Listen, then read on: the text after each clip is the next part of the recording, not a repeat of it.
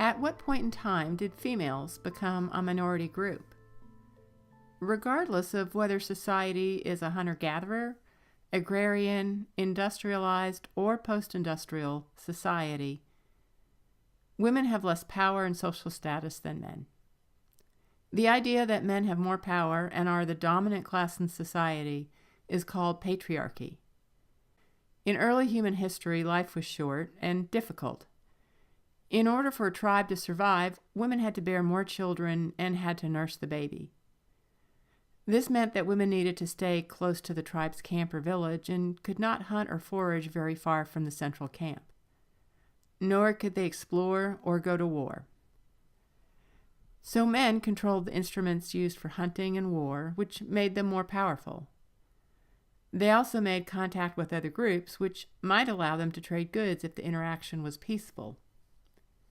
Men's activities were highly valued, while women's activities were more mundane, boring, less dangerous, and overall less valued. Women stayed in the camp, making them the more passive individuals in society.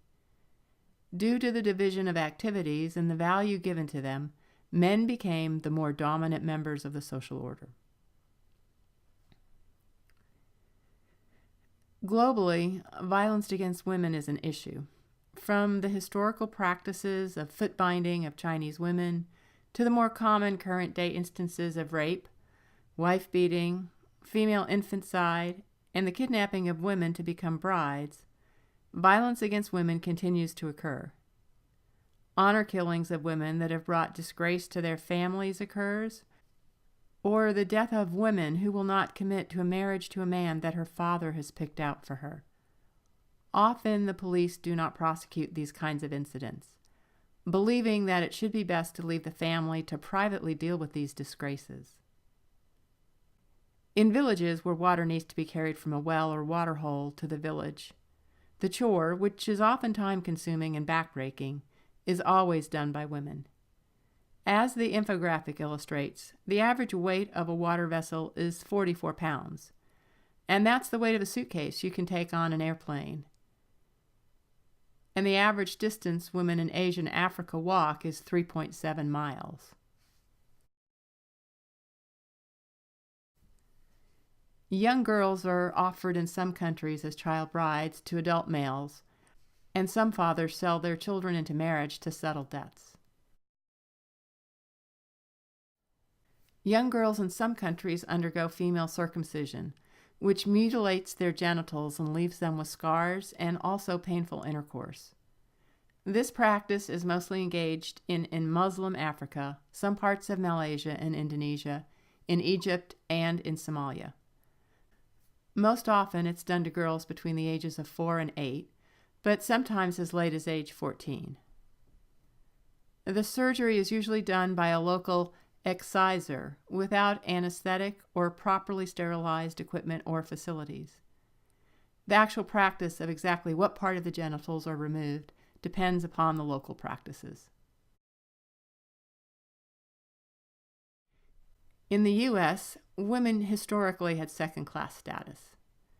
As husband and wife were considered legally one person, and in some states women could not vote, they could not buy property in their own names, and they could not make legal contracts, nor serve on juries. A woman's domain was the private sphere, the home, and not public life. Women were seen as unfit for politics and unfit for professional roles such as lawyers or decision makers. Feminism emerged as a movement to help give more opportunities and rights to women. Feminists were known in the early 1900s as suffragists, women who were fighting for the rights of all women to be able to vote. The rights of women to vote varied across the country, as indicated by the map.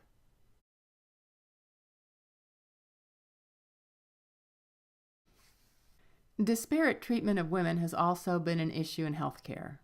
As your text author cites to the issue of more women dying after coronary bypass surgery, it's evident that doctors don't always afford the same care to women as they do to men. In that instance, researchers found that the doctors took women off the heart-lung machine sooner than they did the men, and this resulted in more fatalities during the recovery period. This was because when doctors heard women complaining of chest pains, they took them only 1/10 as seriously as when men had the same complaint. This kind of gender discrimination, when male doctors attend to female patients, continues today. We know that female doctors are more likely to take women's complaints seriously and order diagnostic tests than male doctors. At the same time, male doctors are more likely to recommend a total hysterectomy when no cancer is present, due to their belief that the uterus and the ovaries are potentially cancer-producing. This is sometimes labeled surgical sexism, and some claim the reason that many unnecessary hysterectomies are done is because the surgical fees are an incentive to the doctors. There is a historical precedent of inequality in education. Until 1832, women could not attend colleges in this country. Some professors doubted their capacity to learn and thought they could not expend as much energy as men to learn their subjects. By the 1900s, a third of all college students were women.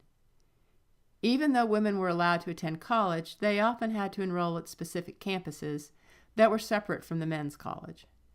For example, Harvard allowed women to enroll, but they had to attend through an annex that was separate from the men's instructional classrooms.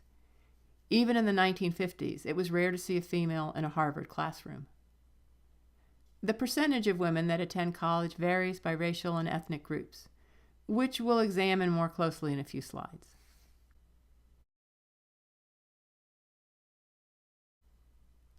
Feminism is viewed as having occurred in 3 waves.